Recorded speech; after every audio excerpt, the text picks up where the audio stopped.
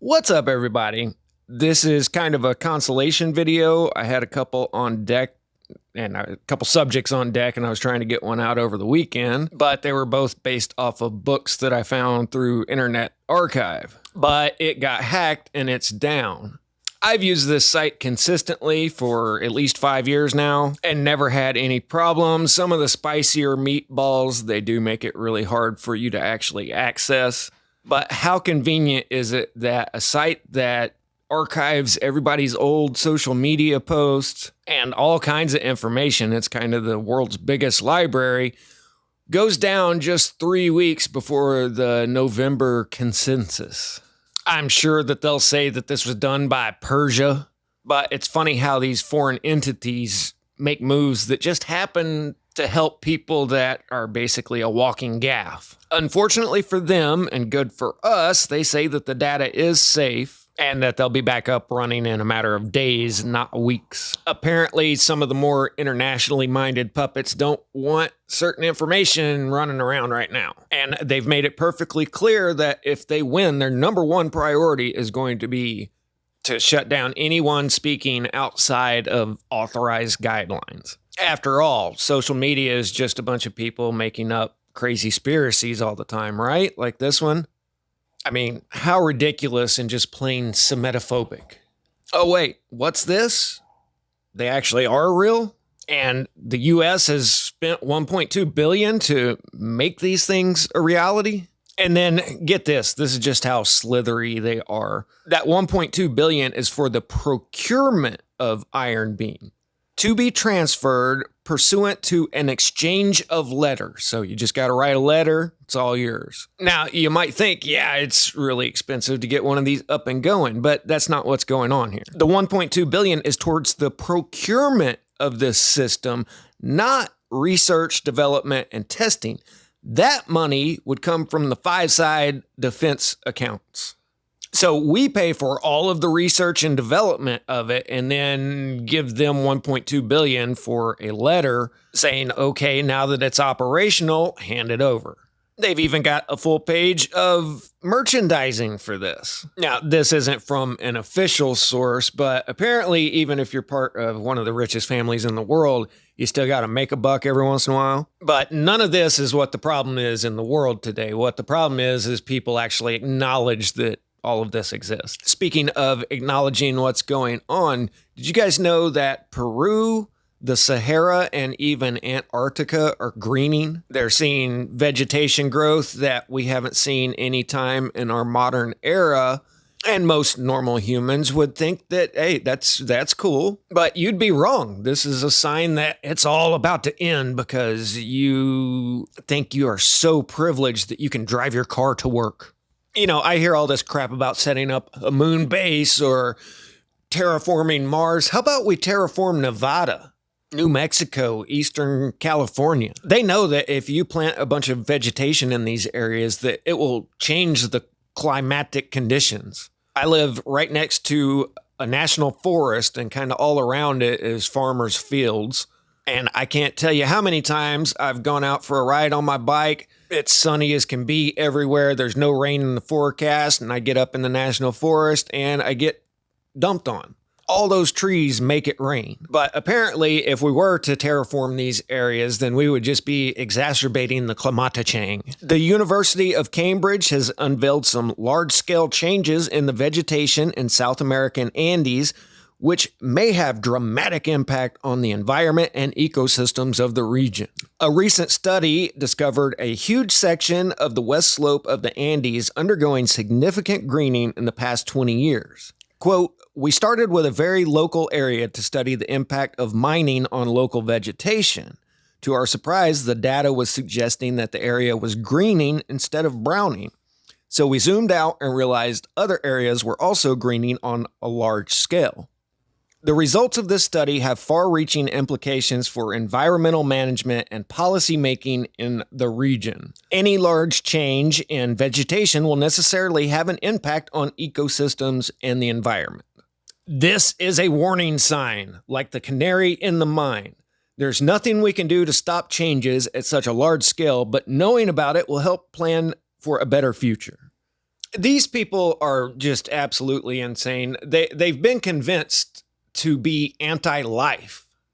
There are tropical forests under the ice cap at the North Pole, yet they somehow think that everything is supposed to stay exactly like it is forever. And if there's any change in that, then, well, it's your fault.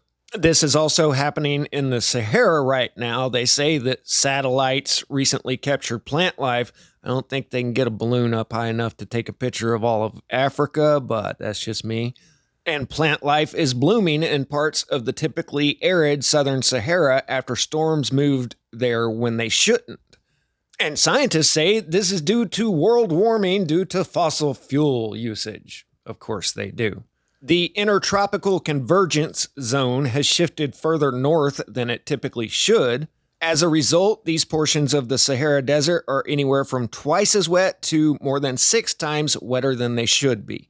I like how they keep saying should be. Who the heck are you to say that it should be this? You know, we've had an abnormally dry and warm October here where I'm at, which I'm thinking probably has something to do with all those NEXRADs firing off. But if I had spent 4 years at university getting thoroughly indoctrinated, then does that give me the right to say, well, it should be cold and rainy here?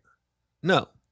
Now, they do acknowledge that the Sahara was once green. It's kind of hard not to because they find residue from the vegetation there and also a bunch of petroglyphs showing that all of this wildlife used to live there that doesn't anymore. And they say that this was 5 to 11,000 years ago, but was it really? Let's look at this ancient quote-unquote Roman city. This is Timgad, and this is located in North Africa. This is just right on the northern edge of the Sahara. This city was discovered in 1765 by Scottish explorer James Bruce, and when they discovered it, it was almost entirely covered by sand from the Sahara. And they say that that happened in the 7th century, which is right there in that fictitious time frame that they have.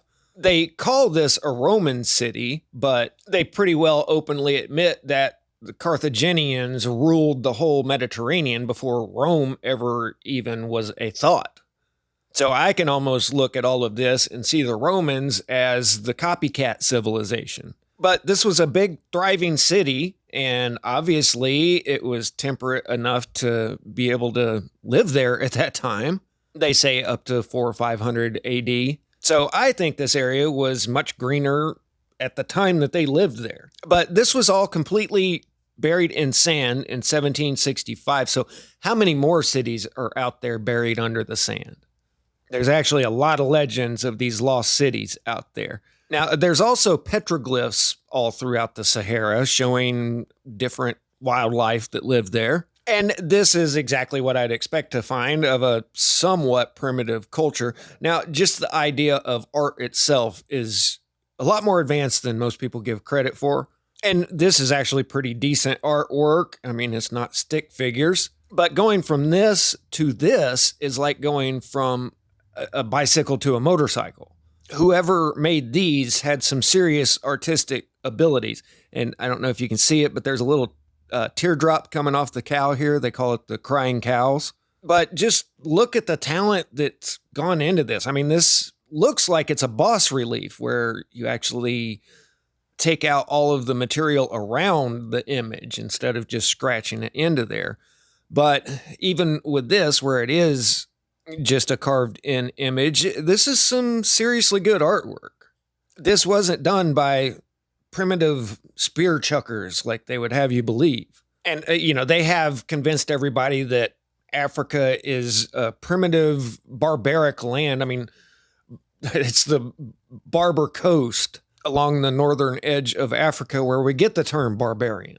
But they've convinced everybody that the history of Africa is just very primitive when I think it was actually the height of civilization thousands of years ago. The Sahara Desert is not near as old as they say it is, I don't believe.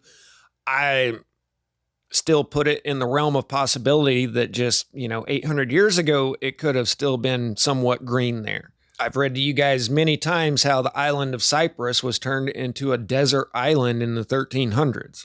There could have been an enormous shift in weather patterns at that time. But what they're saying is this carving is at minimum 5,000 years old.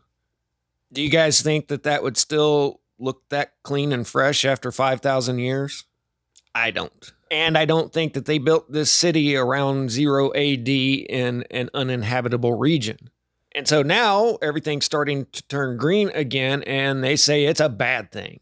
Even Antarctica's getting in on the action, and of course that really is the end of the world because nothing could possibly ever have grown in Antarctica.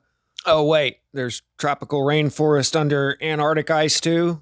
Yep. And of course, again, they say that they've looked at satellite images from space on all of this, and I don't agree with the pancake model. There's way too many problems with it.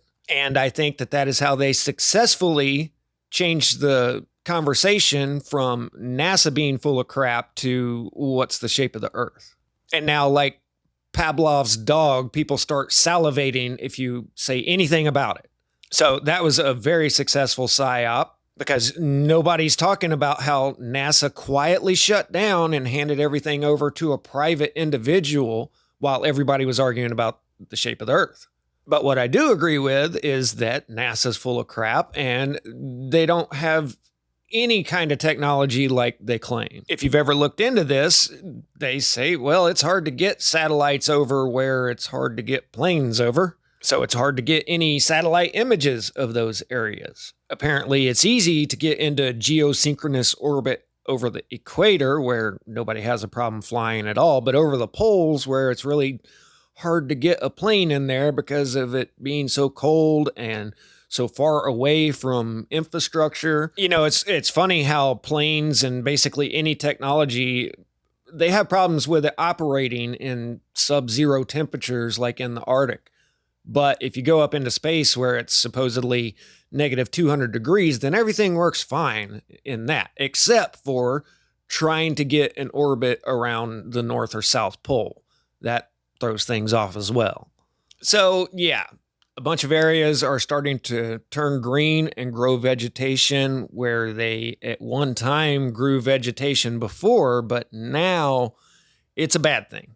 And they'll probably try to find a way to kill all the plant life there. One of the more amazing carbon sequester methods that they came up with was to just doze over forests and bury them. I'm not even kidding. That's one of those Willie G funded ideas, is seriously just doze the forest over and bury it and everything will be fine. These people are just completely anti-life. Anyway, hopefully Internet Archive will be back up and running soon because I had a much better video in mind. So sorry if this one was a bummer. I'll catch you guys on the next one. Static out.